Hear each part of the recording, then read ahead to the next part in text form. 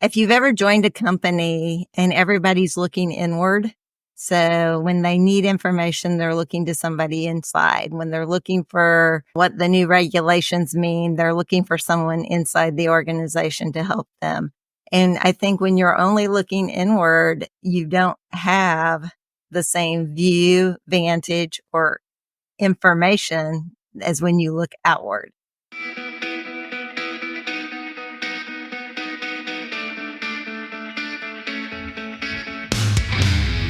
Welcome to the Executive Connect podcast, a show for the new generation of leaders. Join Melissa Aarskaug as she speaks to a wide variety of guests that bring new insights into leadership, prosperity, and personal growth. While no one has all the answers, by building a community of open-minded and engaged leaders, we hope to give you the tools you need to help you find your own path to success.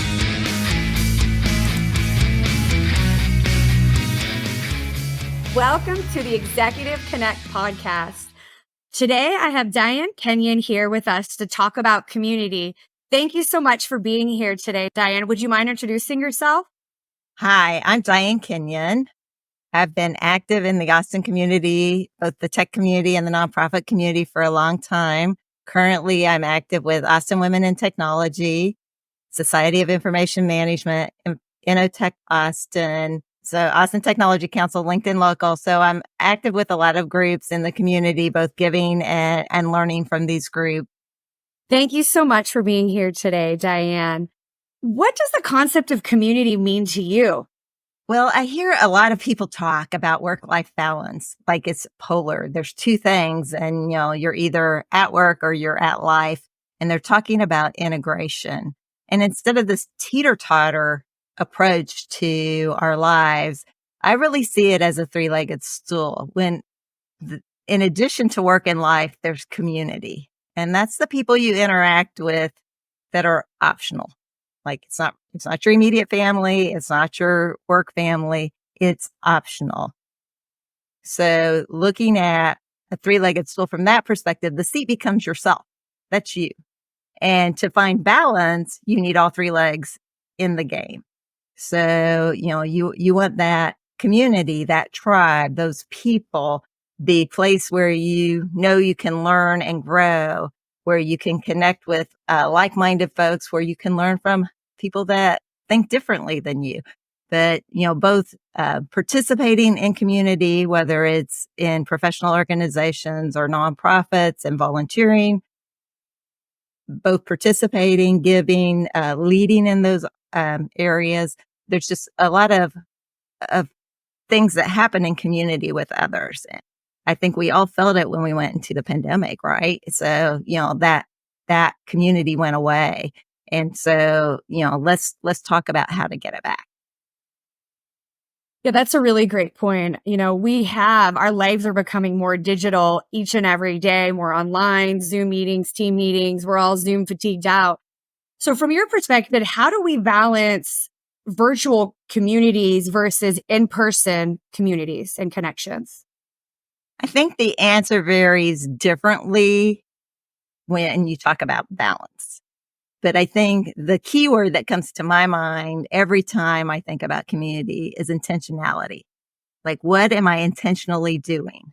Where do I intentionally want to give, spend my time? What do I want to learn? How do I want to grow? How many connections do I want to make this month? So being intentional around what your goals are, what your learning opportunities are, what your cost benefit analysis is. I mean, everything around what you're doing in that space, right? So if you're a high introvert, being intentional may be meeting one-on-one with somebody for coffee once a month, somebody different. It may be only joining virtual sessions and joining the discussion when you feel comfortable, but doing that at least once a month. If you're an extrovert and you get your energy from people, they don't have to be as intentional because they thrive in that space. They want to go, meet new people. They want to learn new things. They're wanting to contribute in the space, give back in some way.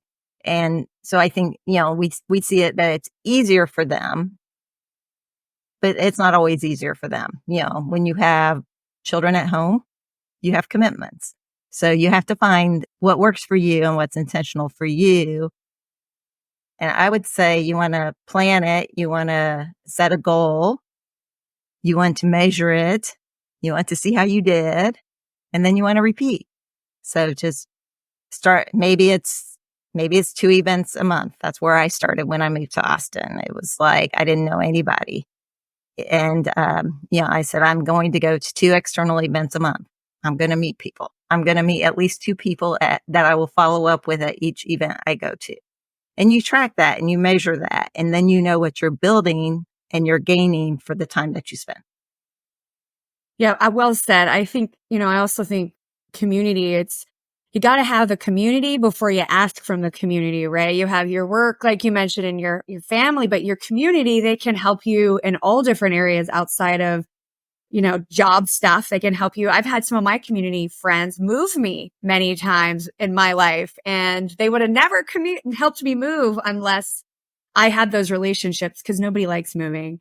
And that's a really good point to measure it. I think just saying once a month or twice a month, we're going to attend something, but it's easy to push those things off. Like when you are an introverted person, because you're nervous and, maybe you stand in the corner the first 10 times of doing it. And over time you get better and more comfortable getting out there and building a community with people.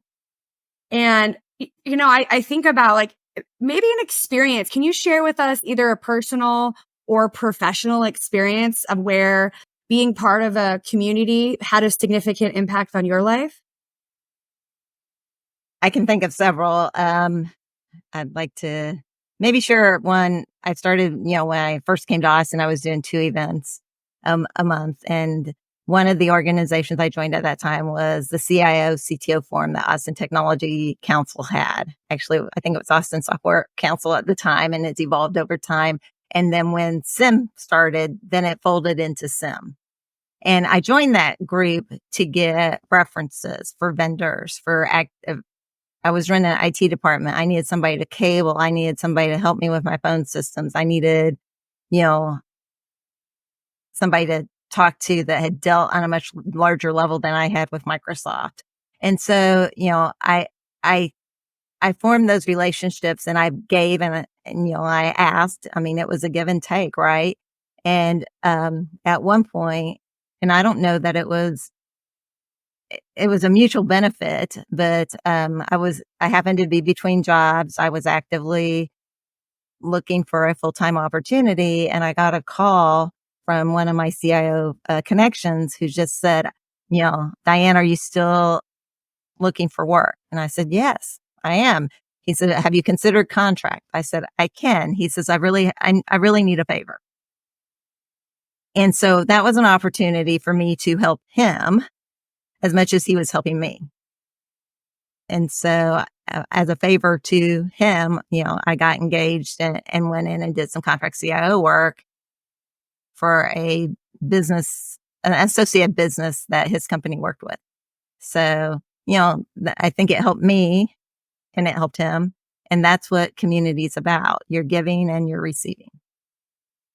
Yeah, absolutely. Well said. I think they think of you, right? When you have a relationship and you build a relationship, they're like, oh, I have this problem and I know Diane can solve it. So you're top of mind when you're regularly around people and following up, like you mentioned, and keeping in constant contact or some kind of cadence with people at networking events. And how do you think building communities can help you from a professional growth perspective and maybe a personal growth perspective? Oh, a lot. I guess, if you've ever joined a company and everybody's looking inward, they're always looking inward. So when they need information, they're looking to somebody inside. When they're looking for, what the new regulations mean, they're looking for someone inside the organization to help them. And I think when you're only looking inward, you don't have the same view, vantage, or information as when you look outward. And so, I've been a part of Agile Austin over the years, and going to their events and hearing their challenges and their discussions and participating in those has gained me so much knowledge about agile processes, agile challenges, and it's enabled me to really coach my people. So personally, I'm always learning. I'm I may have an interest in something, I may not have an interest in it. I'll share. I went to an event one time, and you can find free events everywhere.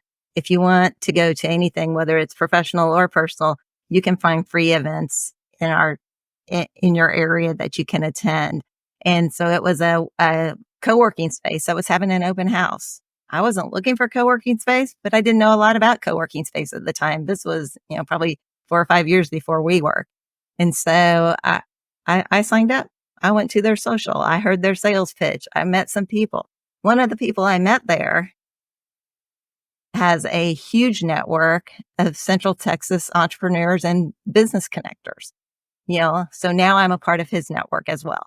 So, it's both personal and it's professional. And, it's like if you don't ask for something, you're assuming the answer is no.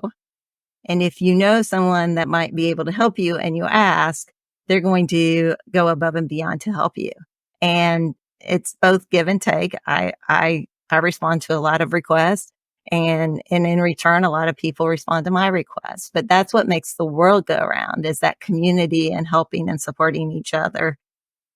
And whether you're going for professional benefit, learning, education, knowledge, new ideas, or whether you're going for a hobby, there's an opportunity to expand your network. I love it. It sounds like you push yourself out of your comfort zone as well in areas that you may not be an expert in. I think a lot of times we are drawn to areas that we know about or we have interest in. And it sounds like you've just shown up places to learn something new that you otherwise would not have, and been open to make new connections, which is amazing. I know that I didn't even think about just doing it myself. I think that's a great idea, because I usually myself just go to technology events that interest me in AI or cyber or women. But you're right. You do learn a lot about other things, and you never know when you might need to take that tool from your toolbox, or who knows who you're going to meet at these events. So what is there a specific tool you use to manage yourself or process that you flow through to keep track of all your connections? How do you nurture them both personally and online? Well, that's a challenge. In the good old days, I had a huge Rolodex of business cards, and those days are out the window, right? I will say LinkedIn is my tool of choice. And I try, anyone I meet, I try to connect with on LinkedIn. The QR code there is really simple, so you can do that. I meet people that aren't on LinkedIn, and it's a little bit harder. I try to make sure I get them in my contacts in my email and things like that.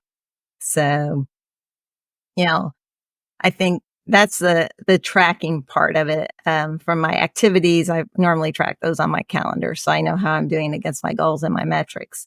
But you talk about connecting, and I think it's connecting people with people, it's connecting people with ideas, and it's connecting people with opportunities. And one of my innate abilities is really, putting the pieces together.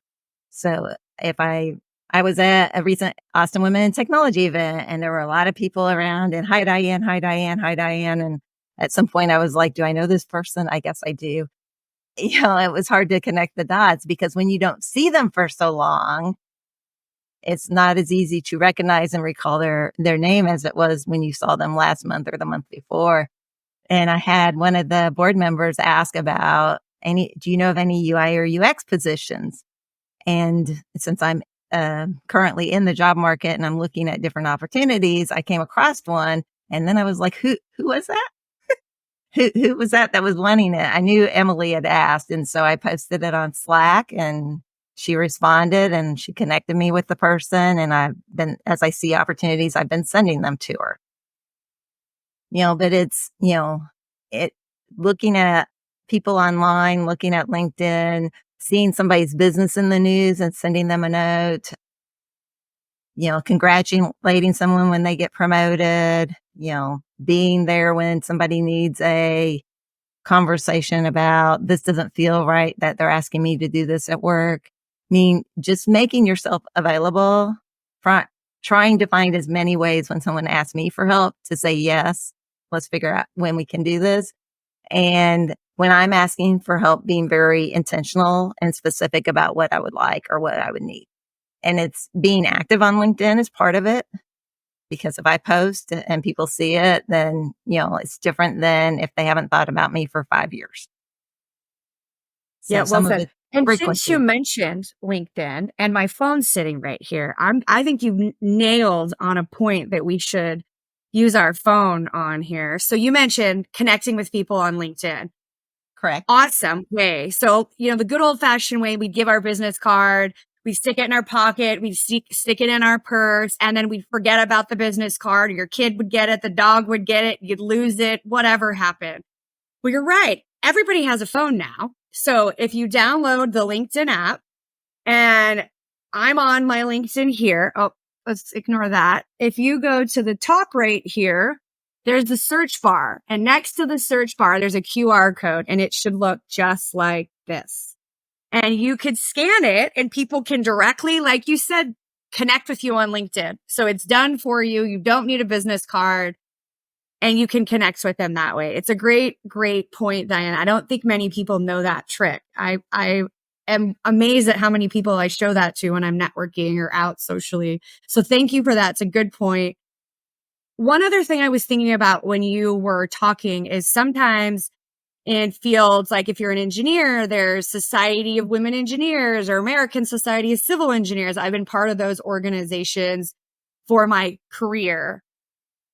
Are there instances where you would think that if you work in banking or compliance, that maybe you shouldn't join certain organizations because it could negatively affect your job? So is there any important factors to consider when you're thinking about joining an organization or adding that group to your social media? Well, I think we all think that politics and religion really don't have a place in the business world. It doesn't mean that you can't. You just want to be careful. If you're a Trump patriot, and you want to blast that and join groups and show that on LinkedIn or on Facebook, just know that other people can see that. And, you might be asked about it. If you feel strongly about it and you can defend your position on it and your reasoning, and that doesn't make you uncomfortable, I think it's okay. Whether it's about church, whether it's about something, controversial, but, it becomes part of your permanent digital footprint.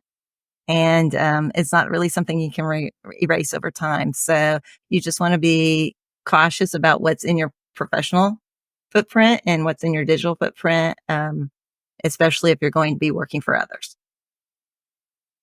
Yeah, well said. I think I've seen some stuff on social media where I'm like, hopefully, knowing what they did for a living, hopefully they're careful on how they reply. So I think it's right. Having, being mindful that, your bosses, your employers, your CEOs, people may not be a Republican. They might be a Democrat. So be careful on, how you reply to, politics or religion or all the things that could be misconstrued. I know there's one other point I always think of, like you mentioned at the beginning, communities have changed a lot since the pandemic, where people originally, were working out of an office, and now, they're working remote at their desk in their home by themselves. So how do you think in the world today, the at office hybrid, how does that work from your perspective these days, from a community perspective? Good, bad, and different? I don't know. The hybrid versus remote versus full-time in office. This is a debate that's going to continue for many decades as to which is better and why. I mean, it's like work-life balance was introduced in kind of the 70s and the 80s, and it's still being talked about, right? So I think it's something that's going to continue. I think a lot of those decisions are made not because you need community or you don't need community. A lot of those decisions are made based on the amount of flexibility you would like, the other obligations you have in your life, your priorities, and how much time you want to spend on the commute. I think, those are individual things that need to be assessed and determined for each person. Whether you're working 100% remote or you're 100% in the office, you're expected to work with your teammates, right? So that's the small work community. And you just want to think about what are you doing to expand that community within the organization? Because community inside the organization is important. Community outside the organization is important. So what are you doing to nurture that? Are you scheduling a virtual coffee? Are you scheduling a virtual, let's have a Friday afternoon, game? What are you doing to nurture that and encourage that? The water cooler conversations are not gone. If you're not in them, how are you going to get involved? Well said. I think, for the people that are virtual employees that work from their home, you nailed it. The water cooler discussions are important. Make yourself visible. If you're not near an office, how can you still connect with your peers, your bosses, either getting to their corporate offices, getting on a plane, getting on a train, an automobile, however you have to get there, but making yourself known and getting your own brand into the organization. So if you're just at your desk whittling away at your job, you're not really being seen, right, from other people in the organization. So you have to, like you said, setting up a virtual coffee or getting to connect with your peers is super, super important. I would absolutely echo that. I know that subject, I'm like, is it good? Is it bad? Where have we gone? The one thing I do think is, if you're a remote employee, you've lost a lot of your sense of community by going to the office. Like you mentioned, work cooler conversations, collaborating with people. You lose a lot of that touchy-feely, collaboration with your peers. And like you mentioned at the beginning, it's really important if you're a hybrid person by yourself all day, get out of the office and talk to an adult, talk to some other people and build a community around your area. So in closing, Diane, just kind of final thoughts. I mean, top 3 things people could do from your perspective to build a community, and maybe secondly, part B, how do they get started if they've never done it? I think I would say the 3-step process is kind of, think about it and set a goal, build a plan for 30 or 60, 90 days, execute on the plan, and then see how you're doing. And to get started, I'm a big believer in looking at Facebook events, looking at meetup events, looking at Eventbrite, looking at LinkedIn events. There's do 512, there's do whatever your area code is. There's options out there. You know what you're working on to professionally grow. And so if you want to do professional, then go find those people. If you want to learn more about agile or you have agile problems you want to solve, go join an agile team or a group or a special interest group. If you want to learn more about healthcare, join a healthcare networking organization. If it's not professional, then find something personal that's of interest. Whether it be at church, whether it be volunteering, whether it be, some other hobby or interest that you have. If you want to learn more about drones, go find somebody else you can connect with and learn more about drones. So, it's taking action, it's being intentional, and it's seeing how it goes, building the network, connecting with them, having follow-up conversations, feeling like they're worth your time, and that for your time and money that you invested or your company invested for you to attend a conference or a training class or go to a networking group, that you have something to show for it. And, when it's my time and my money, I want a return on that. And so I'm intentionally looking for those first 2 people that I'm going to follow up with after, the event each and every time I go. So, building community strengthens your lengthens your stool leg and strengthens your stool leg and creates some balance. And it kind of sits between work and life because your community doesn't have to be about just your personal life, and it doesn't have to be just about your work life. It can be about both.